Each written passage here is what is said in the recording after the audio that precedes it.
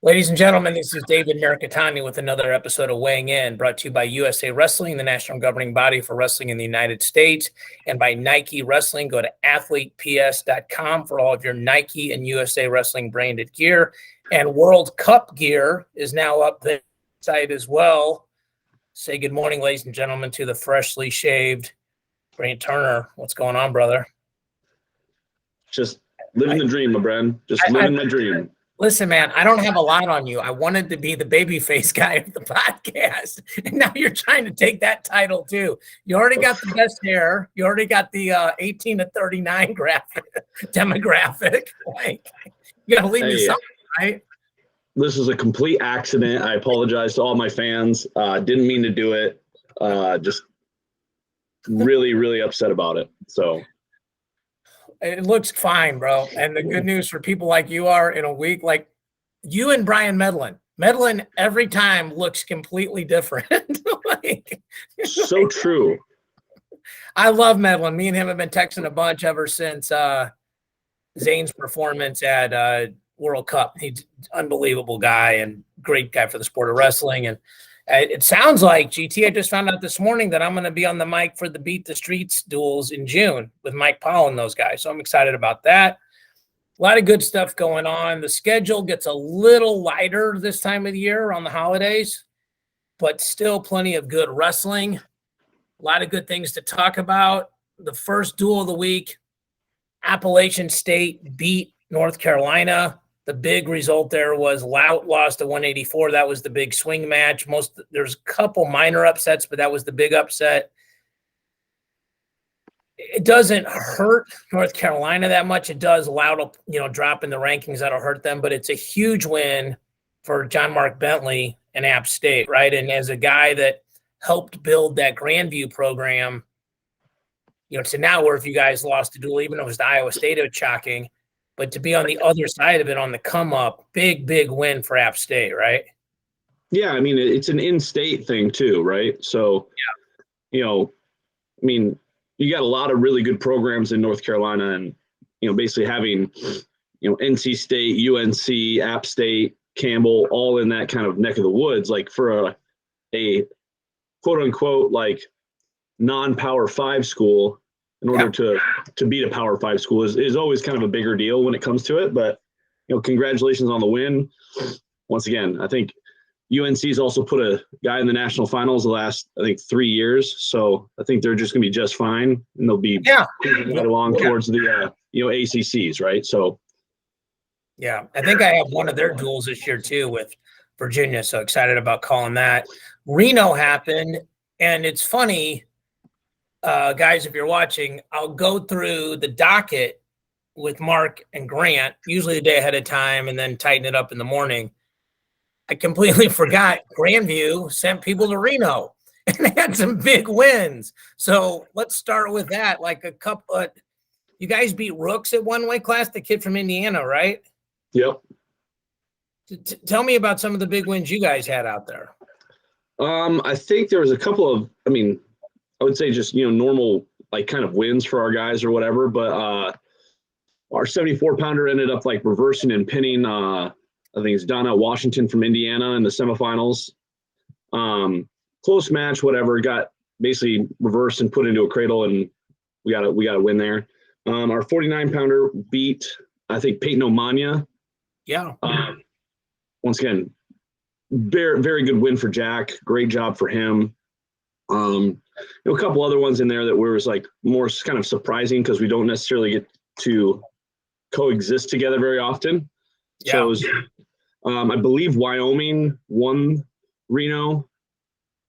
I don't know. I think they might have been runner-ups, but they were top two for sure. Yeah. I think it was Michigan State, Wyoming, and Indiana rounding up the top three. So Grandview got fourth. So it was a good, the Donnell Washington. The Donnell Washington win is a really good win because Donnell Washington beat Carter Starachi in college, and Donnell Washington made an age group world team. And, he's not wrestled to that level recently, but that's a guy that already has a resume.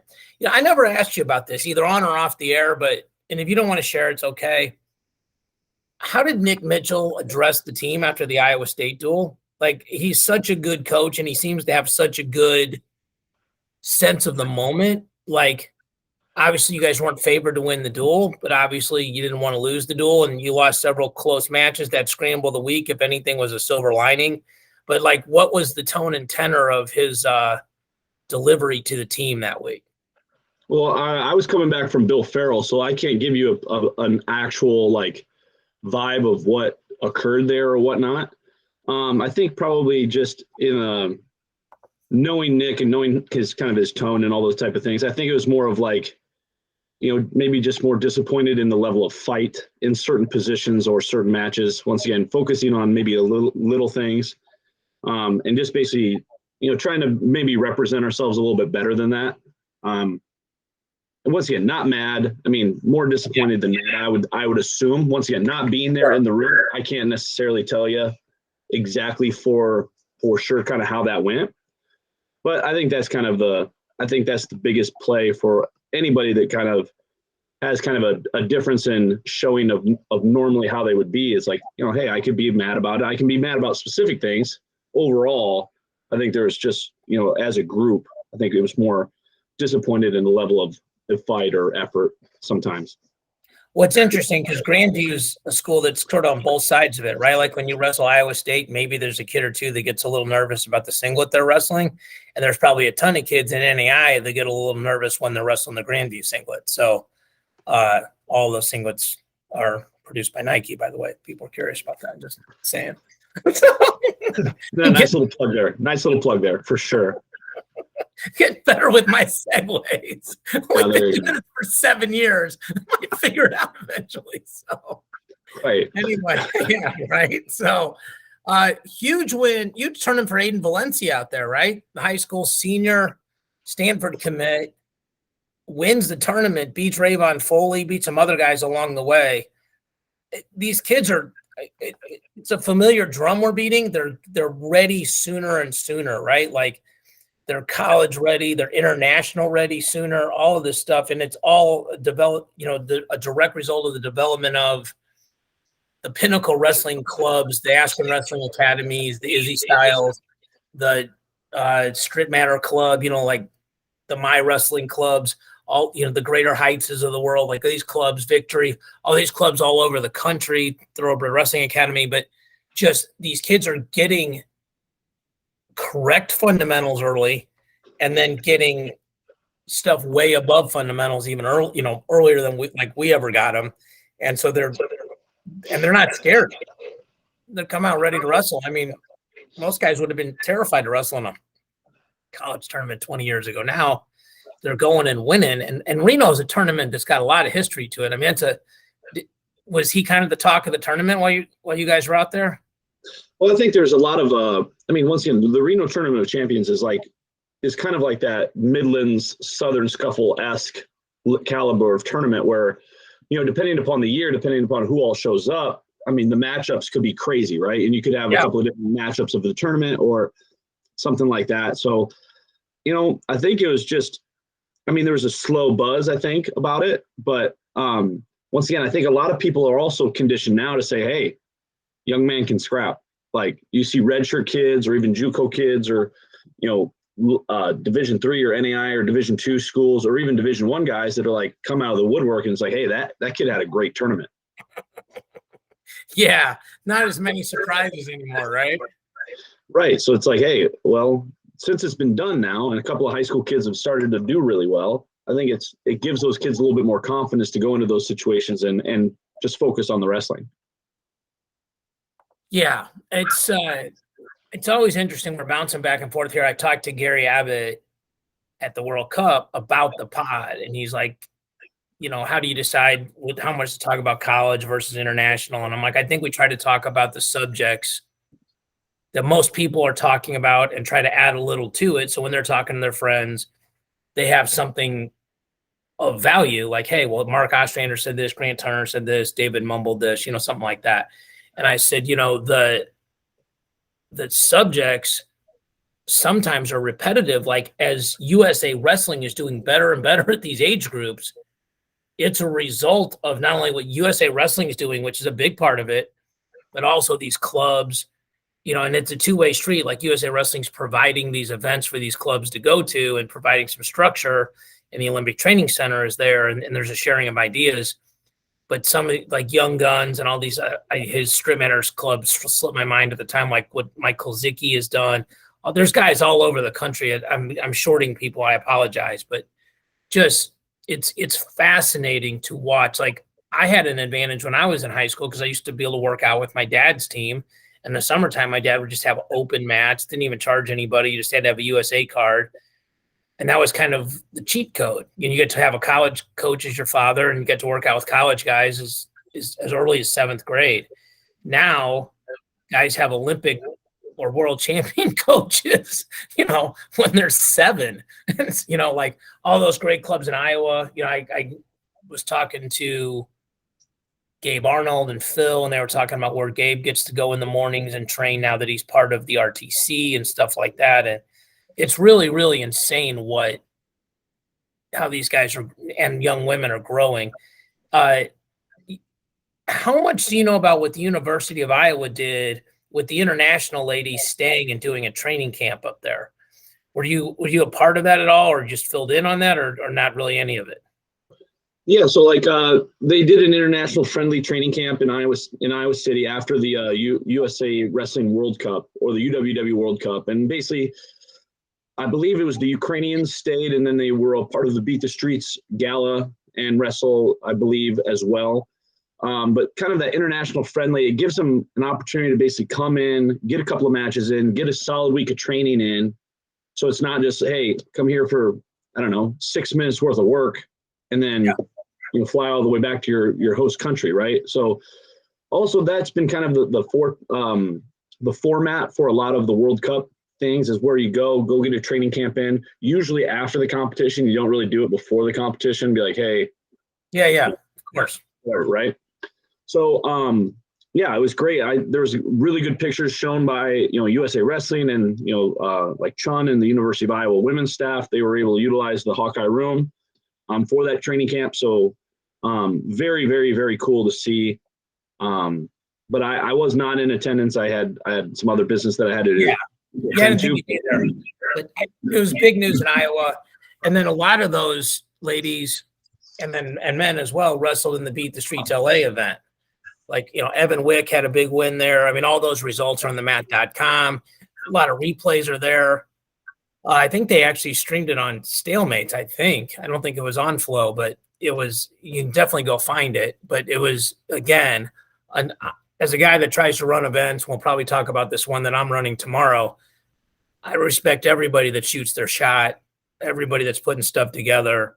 Everybody's trying to grow the sport in whichever way they feel like their skills allow them to do that. So this is interesting. I'd heard this summer. I heard 2 things yesterday. 1, Jake Woodley is in the portal. 2, the same person that told me that Buchanan was going to Oklahoma told me they're redshirting him this year, which is crazy to me. Like, I'm like, well, I think he's one of the favorites to win nationals at 97, and he's beaten Ferrari. But if Ferrari were to come back, I think Ferrari would be the favorite. So, we talked about last week how Bedlam went, and obviously there's a bunch of coin flips, and OU won most of the coin flips. But where they got pinned, if they had Buchanan would be a favorite over Serber on paper for sure. So Woodley, supposedly, the same person that told me this, said he's been training down in California. And I think he's been training with the Stanford RTC. I mean, obviously Stanford's, not a program that's got 80 deep because of just the academics to get in there. I mean, he'd obviously be a good fit there. But that's it. 97's a lot like 41, where there's a lot of guys that could make the finals, and it really wouldn't surprise you. I mean, he's another guy that jumps right into the mix, right? Yeah, I mean, also like with his international prowess, like he's done a very good job with international wrestling as well. So, I mean, I understand probably more of the connections to the RTCs or that type of environment would benefit him quite a bit. But I mean, to be completely fair, like even though we've been doing like kind of the rankings throughout the entire year and, kind of every year that happens, right? But usually you have some sort of like just bona fide hitter, right? You're like, hey, we got somebody here. I think there's probably like 3 or 4 weight classes right now that I feel like is just throw something at the dartboard. Like it's a great point. Yes, it's a really good point. Like 25, if Spencer doesn't wrestle, I mean, Glory's only wrestled 1 or 2 matches there. That weight's up in the air. 33 feels like it's RBY and fix, 1A, 1B, everybody else is 2. 41, pandemonium, right? Absolutely. Complete pandemonium. I'm going to skip 49 because we're going to come back to that. Oh, my God. I'm sure you will. No, it's good. It's very good. 57 has been pandemonium, right? The great Brayton Lee video, and now, he's lost twice, 3 times as preseason number 1. 65 feels like there's a tier with Keegan, Griffith, and Carr. But if Carr won nationals out of the 3 hole, now him and Keegan should wrestle twice this year in the duel and then the Big 12s. But that's multiple guys could win that weight. Starachi feels like he's 1, Makai's 2, and everybody else is 3. Aaron Brooks feels like he might be the biggest favorite to win a national title right now as we go through these weights and you're sort of say it out loud because he's beaten Keck Heisen. Heidley's wrestled him close, but he's beaten him. 97, throw a dart. You like Younger. You like Rocky. Buchanan comes back. Woodley comes back. Truax is really good, even though he lost. Max Dean's the defending champ. Warner's a returning finalist. Complete chaos. And heavyweight, we saw Schultz lose, and I got a plate of wings bet with somebody that Gable Stevenson's coming back this year. So, I mean, if he comes back, he's a huge favorite, but if he doesn't, that weight's up in the air. And does it feel like, I know you don't do the rankings like we have, but it feels to me like these are more weight, like you said, a bunch of these weights, like there could be multiple picks for guys to win nationals and people wouldn't go, you're out of your mind. Is that how you see it? Well, I think also like when you get to the national tournament and all of a sudden you get the national seeds out or whatever it is, and you've seen what happens at the Big 12s and seen what happened at the Big 10s and ACCs and EIWAs. All of a sudden you're like, oh, all right, well, I feel pretty confident about this guy's year of work, right? Yeah. But even at, let's say, 165, you got returning All-Americans that have been beat, like Karchla, and you got, Hamidi, from Wisconsin, you have Carr, and like all of a sudden you're like, once again, the national tournament doesn't always go 1-2 all the way down to the finals, right? So it's pure pandemonium. Craziness can happen at any given time. Because no one would have thought, like, hey, Eric Schultz was going to lose to, Pence from NDSU, and then all of a sudden it's just a huge bracket buster, and we're living in that world now, right? So your Miles Martin one as a freshman, complete bracket busted, like you're talking about, yeah.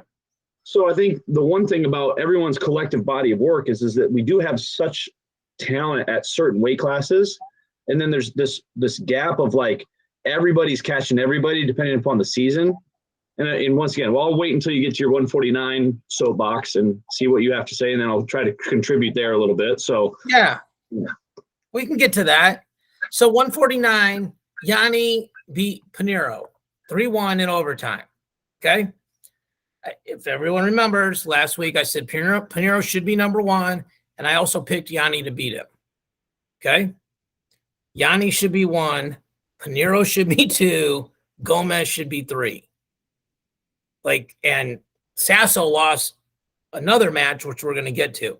But Pinheiro Johnson, by losing, I think if the rankers are paying attention, they'll bump him. There's no reason he should be behind Gomez. Nope. Because here's the thing, Gomez beat Yanni beat Pinheiro beat Gomez. So it's that whole circular thing. They're going to leave Yanni at 1. He hasn't done anything this week to hurt himself. So, if it's you, me, and Mark in that circle of life, and you're the 1, whoever won between Mark and I head-to-head is the 2, and the other one's the 3. Pinheiro beat Gomez 2 or 3 takedowns to none.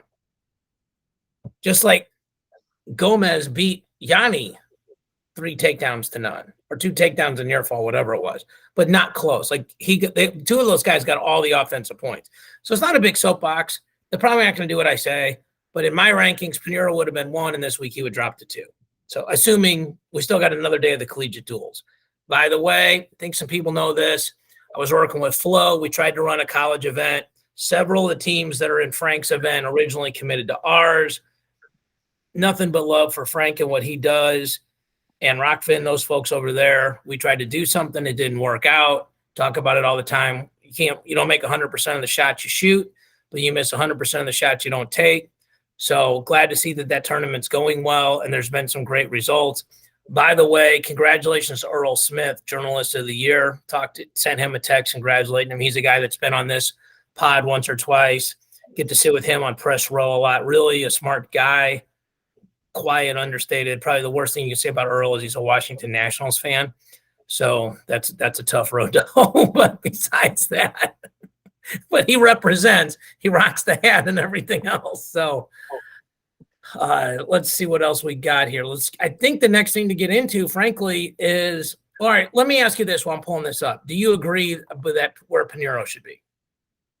Yeah, I think so. I think, once again, as we talked about everything, like as rankings continue to like develop throughout the course of the season, a lot of that stuff gets worked out, right? So, I think it's week to week, you got to make sure that you guys kind of keep it in check and be like, all right, well, hey, this is how this works. But it's hard to stand behind your theory if you don't have one, right? So like, once again, you and Mark have been doing this for a very long time. You have a system to like why you would do it certain ways, so on and so forth. But like, as long as you have some way to like back up what you're doing and you're staying consistent with it, hopefully that continues to be the case for everybody moving forward. I think I can safely say this from Mark. What drives him crazy is when a source, no matter who the source is, looks like they apply one type of logic to one weight and a different type of logic to another weight. And I think that's reasonable. It's like, if you have children, discipline them all the same way. Like if, and again, maybe same isn't fair, but like just have a defendable logic. So, all right, here's the results of the collegiate duel so far. This was round 1 yesterday. Iowa State beat Oregon State 26-6. The big things that stand out to me here, GT, one is Iowa State didn't wrestle Tarakina or Command Man. They wrestled Ethan Perryman, who I have no idea who that is. And then number 2 is Munoz beat Coleman. So that's a big win for Munoz. What's crazy is this will actually, when the rankings come out, if they stopped here, Iowa State would lose points in the rankings. And Bastida wrestled Tanner Harvey in a really close match. Tell me a little bit about Munoz Coleman. Like those guys are both really good. Is that kind of shocking, really shocking, or not a surprise to you at all? I think it's a little shocking. Munoz is also really good. So it's not necessarily like level of shock like 11. But I thought, like Marcus Coleman is also pretty big name in that weight class, and Munoz is kind of in that same category. So like having it be 8-4 is more shocking than, let's say, Munoz beating Coleman outright. Like that's 8-4 is pretty decisive, right? A little bit more decisive. Once again, I didn't watch the match, so I don't know how the 8 points were scored. Right. But those are 2 very good high-level All-American top 4, 5, 6 guys. Yeah. So that's a great matchup for that duel. Yeah. Yep. They came out swinging. You and I think everybody knows, they had a great. By the way, we're recording this on Tuesday. We normally record on Thursdays, and GT was kind enough to do this today because I'm running the Hall of Fame Dual Meet Classic tomorrow and Thursday, which we'll get to here in a minute. So we are in the middle of these collegiate duels as we're recording this. This will probably be put out after they're over. So UNI beats Lockhaven. Anthony Noto wins for Lockhaven, and then UNI runs the board. Their big news comes later in the day, which we'll get to. So Ohio State beats Lockhaven. Pretty much they win all. Malik beats Noto, and none of them were really any surprises there. Cornell beats Oregon State. Unger beats Kaler in overtime. That's a match to keep an eye on because Unger will move up. Kaler will move down in the rankings. That's kind of what we always looked at. Munoz beat Knoyer big. Cardenas beat Harvey. Not a lot of surprises here. I'm going to wait till we get some things to talk about. So here we go, GT. This has to be so far, I think, the biggest dual meet surprise of the year. Northern Iowa 19, Ohio State 13. A bunch of crazy matches in here. If you're just listening and not watching, I'll go through it real quick. Heinzelman over Gallhofer. Buzakis with a reversal and a cradle to beat Biscaglia. Happel beats D'Amelio in overtime. Real Budo beats Sasso 9-7. Holschlag beats Wilcox. Yant beats Brown. Ethan Smith beats. So part of this, too, is that Yant beat Brown and Carson Karchla didn't wrestle. And so that would be a 7-point swing, which would be the difference in the duel. But you wrestle who you wrestle. Ethan Smith beats Runyon 6-4. Keckheisen beats Romero 3-1. Hoffman beats Glazer. And then so it was 16-13 going into the finals. And they would have had to go back and add up points, which I'm not going to take the time to do that because it didn't matter. But Tyrell Gordon beats Orndorff 3-2 to make it 19-13. Both of these schools you're very close to, familiar with, GT. Take it away. What do you think about this? Well, I think some of the things that are very, very glaring in this is basically Ohio State's lineup was out with a lot of their guys, right? So also you wrestle who you wrestle. So Northern Iowa knocking off Ohio State, which is in contention with everybody's healthy to maybe get a trophy in Tulsa. Right. I think the biggest matches, besides Sasso losing, which is shocking to me because he's been a dog for the past, decade, is Tyrell Gordon knocking off Tate Orndorff, and that clip of him kind of hitting this like almost fireman's carry duck in order to get the win. And with the duel on the line for you to have the confidence to hit that, it was just pure insanity. I just think that's my big takeaway. Also, amazing matchup that could be like the national semifinals is, Keckheisen and Romero. Those guys are both extremely talented athletes, and it's just that match I thought was, extremely close, and just having to be 3-1. I think that those guys just went to war. So that'd be my takeaway from this duel. Yeah. The Sasso match is probably the most shocking match of this duel to me. The highlight of the Buzakis, you talked about one of your guys hitting like a switch or reversal to a cradle. He does the same thing to Biscaglia. I went through these quickly and then re-looked at them closer this morning. And so obviously Karchla, I was talking to somebody last night. I'm like, this way you don't have wrestle-offs. Like Karchla lost his wrestle-off and then still wrestled. So don't call them wrestle-offs. Just call them preseason matches. But even if that goes the other way and Ohio State beats UNI 16-15, there's still a really good showing by UNI. It's interesting, like the rankings, like Heinzelman was the favorite. Biscaglia is going to drop. He was in the top 8. He'll drop. Happel, I think, was ranked over D'Amelio based on what happened at Vegas. Sasso is going to drop. Ohio State's got to figure out who they're going to start at 33. They have a really good problem. They got 2 freshmen there, and one of them's going to go.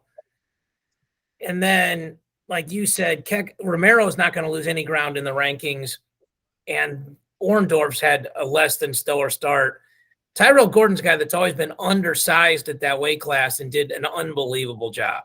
Here's probably the next craziest duel, and we picked this on the fantasygrade.com website. One of the reasons we're not doing the rankings, by the way, on this pod is because they usually come out like on Tuesday or Wednesday, and we're doing this Tuesday morning. Cabanban beats Unger, which is a huge match for Iowa State in this duel.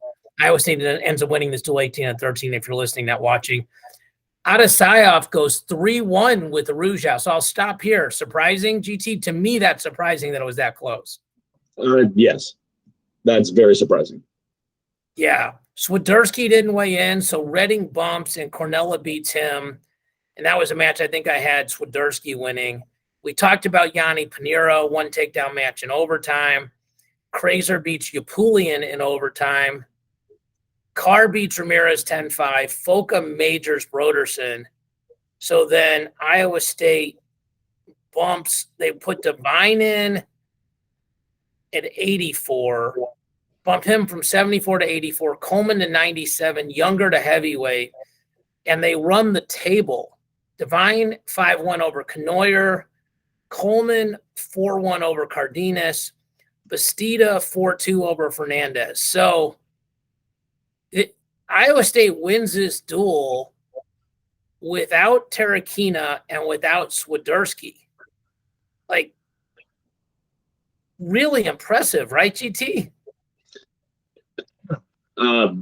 Yeah. I mean, and also in the way that they were able to do it, you know, running the table going 57, 65, 84, 97 heavy to end the duel.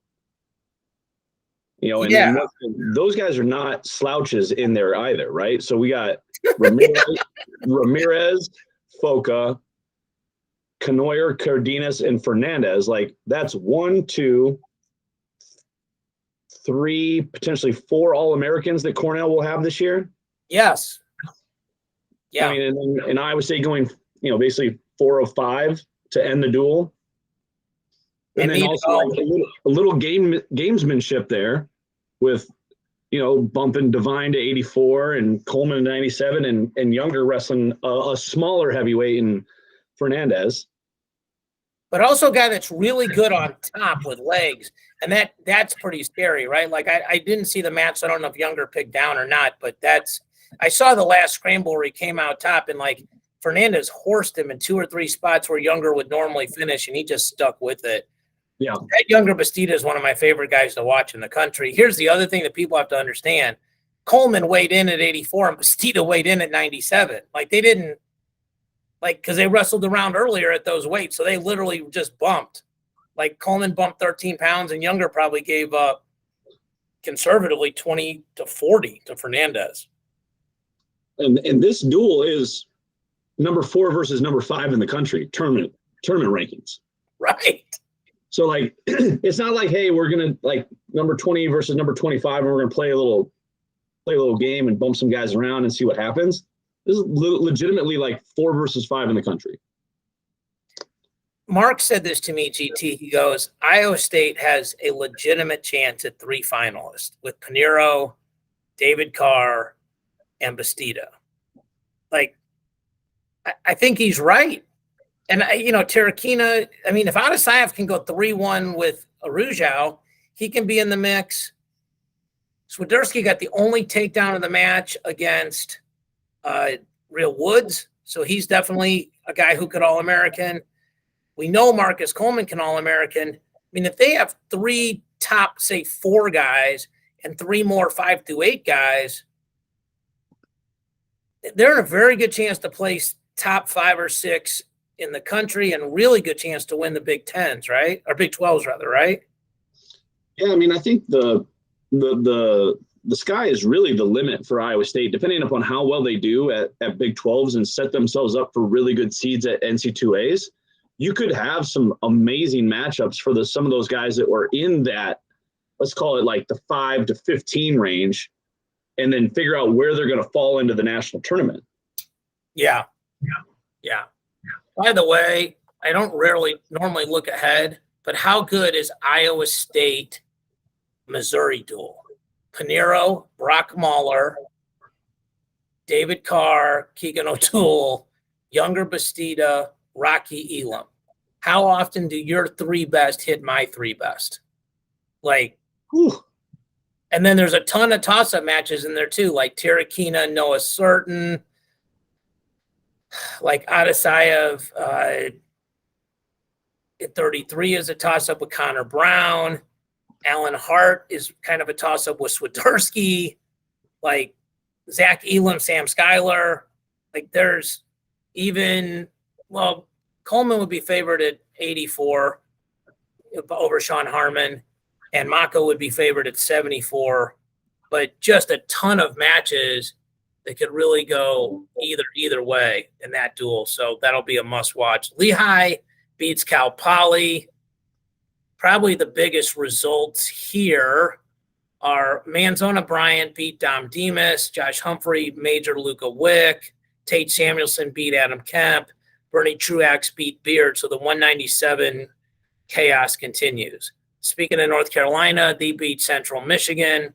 No big upsets in this duel. NC State beats Poly. Jackson Arrington beats Demas. I have a feeling Demas is going down to 41. Like I heard him talking to the coaches about it at the Mizzou invite, and he looks really small for 49. Heidley beats Kemp, and Isaac Trumbull pins Truax. So again, just more insanity. Trumbull's a guy with a really high ceiling, right, Grant? Oh yeah. I mean, if you look at 197 like that, we really just do like kind of a spin the wheel with those guys right now, because it's, you know, Beard beat Dean, and then basically was it who just beat Dean in the last duel? I apologize. Beard and he lost twice. Who was the other guy he lost to? Oh, the kid from Ryder, Ethan Laird. Ethan Laird beat Dean. Yeah. So then Trumbull. So it's basically like 5 beats 6, 7 pins 5, 9 beats 7, 7 loses to 10. It's like, it's just like they're all right there, right? So it's just based off of basically the matchup, and you're good. Yeah. Yes. Draws are going to be really important that way. Penn State beats Central Michigan. Steen loses 5-4, and then they run the table with a ton of bonus. North Carolina State beats Lehigh. McGonigal beats Kairini. Ryan Jack beats Malik Hines. Josh Humphrey beats Ed Scott. That's a significant win. Heidley beats Samuelson. So perfect example. Michael Beard majors Trumbull after Trumbull pins Truax.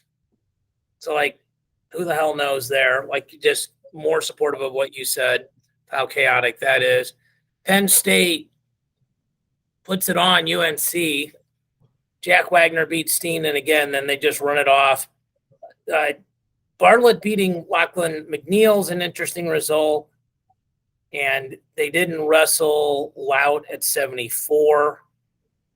So really not a bunch of surprises there. So they'll be in day 2. Now, I think, if I remember correctly, Iowa State duels Penn State. So what's interesting about that duel, GT, Iowa State has a path to 5 wins. It's not a super easy path, but they have a path. Like, they can win 25 for sure. Okay, if Swiderski weighs in, they can win 41. They can win 49 with Pinheiro. They can definitely win 65 with David Carr. And I think they can win 97. It's going to be a hard match, but they can win it. Bastida and Max Dean. I mean, I think even if they won those 5, they lose the duel because, you know, RBY is going to get bonus. Oh, they can win 57 too, because neither one of those teams are ranked at 57. So yeah. Housekeeping's knocking on my door here, so I'm going to have to tell them in a second we're on a podcast. I don't need anything. Thank you. I'm on a podcast. Can you close my door, please? Thank you. So that's an interesting match. Like, if everything went right for Iowa State, like if you said Terrakina wins 25, or Kabambian, not shocking. Swiderski, if he weighs in today and wrestles Bartlett, not shocking.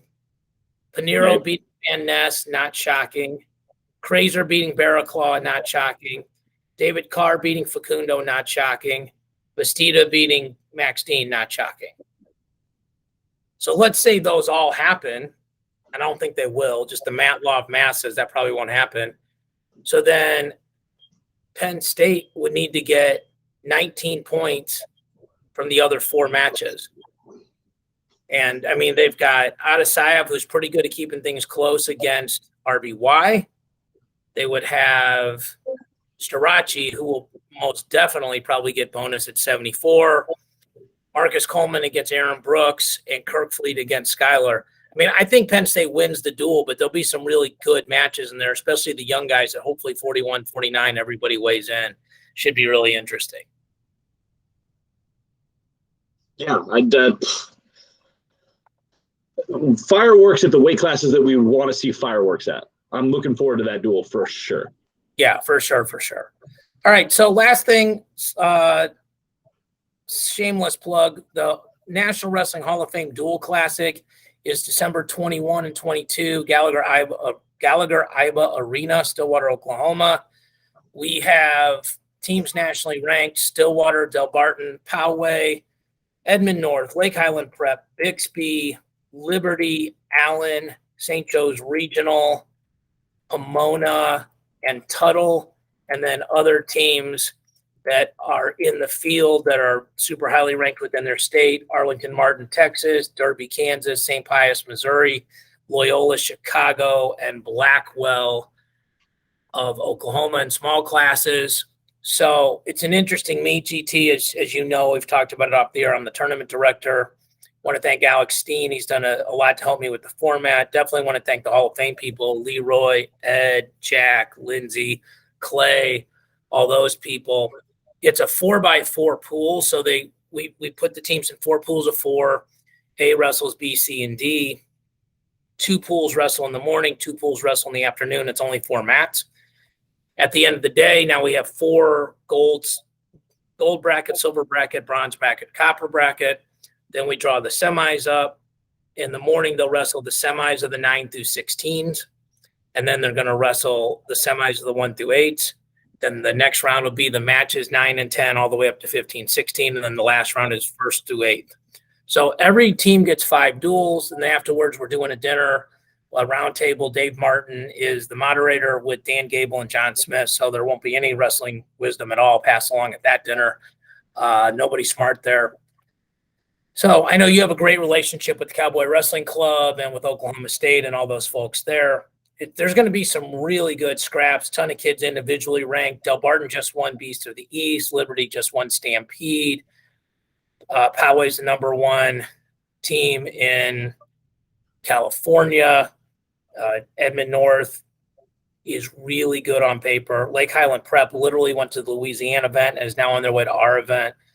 So I encourage people to watch it. The Hall of Fame is trying to do something new. This is the first time they've done anything in the competitive arena, in the competitive space. So I don't think I've ever asked you this. Take me out of it. When you first heard what the Hall of Fame was doing, what were your thoughts on it? I'm just super excited about that direction that the Hall of Fame is getting more and more involved. Let's say like at the youth level, because it's usually kind of like a almost like a post or towards the end. So like getting out in front of some of these things and getting some more, I would say, involvement at maybe like a younger action was very encouraging with me. I know that also with the the Dan Gable Museum and the other Hall of Fame up in Iowa, that Jim Miller and his staff have been doing a great amount of outreach for the, kind of the youth and bringing people in and seeing the museums. I just think that if we just got to continue to latch on to that history part of what wrestling is, right? And basically get those kids to buy into that lifestyle and what's come before them and all that kind of thing. So I'm very excited about what the museum is doing. And just, I think it's a great move. I think it's a great move. Yeah, I agree. So there's tickets are available at nwhof.org. Tickets for the tournament, limited tickets available to the dinner with Coach Gable and Coach Smith. And because these teams are in, the teams are getting private tours of the Hall of Fame in Gallagher, which is super cool. That's what Leroy and this staff is putting together. So like the teams that are wrestling in the morning, a bunch of them are going to do their tours in the afternoon, and obviously vice versa. Big shout out to Ethan Kyle, too, head coach at Stillwater, and to Lisa Hughes, Cale Hughes' mom, in charge of hospitality. I only talked to her on the phone, but legendary status on her work ethic. And I think it's going to go okay, GT, because my dad actually emailed me and said, good luck, I'm proud of you. And Jan is in the house. So probably if anything goes remotely wrong, she's got a direct line to the big guy upstairs. So it's probably going to go okay. So hopefully everything runs smoothly. Resolite, they got new mats. Ed Gallego's huge guy hugely impactful in this, has invested a lot of his own dollars. Territory Resources is one of the title sponsors of the event.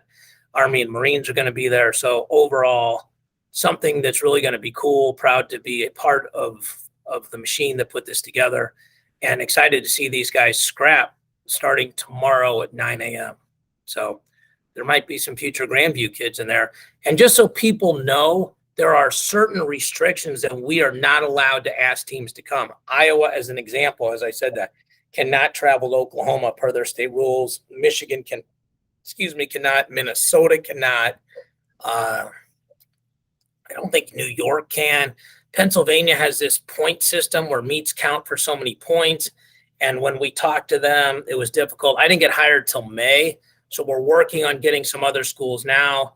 If you are involved with a top 50 program and think this is a meet you'd like to be involved in, hit me up. David Mirikitani, not very hard to find on any of the social media platforms, or even reach out to USA Wrestling. They'll send your message to me. But there's some schools that we couldn't make it because we asked them too late. And there's certain schools we couldn't ask. There's also this super goofy rule that California schools are not allowed to wrestle prep schools. So, for example, Poway and Lake Highland Prep had to be separated in the tournament. The way we did the seedings, it kind of worked out that way. But, for example, you could not have 5 California prep schools combined because eventually they would hit each other. So just so people understand all that, we literally started at the top of the list and got the best teams that we could to come. And when you start in May, that happens. We did a great job, I think. 9 top 26s, 11 top 50s. But I think the field will get even stronger next year. So everything's streamed live on Flow. I want to thank Matt Bowlesby and their crew as well. So it'll be some good wrestling to watch, GT. We can watch the second half of the collegiate duels today, and then the Hall of Fame duels. And I didn't even realize this. This is the last episode before Christmas. Christmas is Sunday. So Merry Christmas to everybody. Happy holidays, whatever your religious persuasion is. Christmas is a time of year where you're thankful for a lot of things, and it's been a blessed year for me. And really want to thank USA Wrestling. These are 2 of my favorite hours of the week, this and Matt Chat, and getting to talk about wrestling. It's a sport that we all love if you're watching or listening, and to share it with a guy like Mark, who was there from the beginning. GT, he was ride or die in the background, helped me with the rankings every week when his name wasn't even on the byline, to finally getting his name on the byline, to him becoming a part of the podcast. And Mark will be the first one to say adding you has made the podcast significantly better. Not only your freestyle and Greco knowledge, without question, you're also helping us in the demographics that we all want to be better at. So thank you. And just overall, just the dynamic. I don't know if people know this, but Grant and Mark and I actually really like each other. We're actually friends, and it's fun. It's fun to give each other trouble, but it's all love when it gets down to it. Even when we disagree, we respect the other person and their opinions a lot. So I'll give you the last word on Christmas and anything else before we sign off. Just basically happy holidays and Merry Christmas to everybody that listens, watches, gives us the ability to have our platform with USA Wrestling. Being able to give our opinions on the sport that we all love and care about deeply. I know that, David, Mark, and we have a very, very big heart for the sport of wrestling.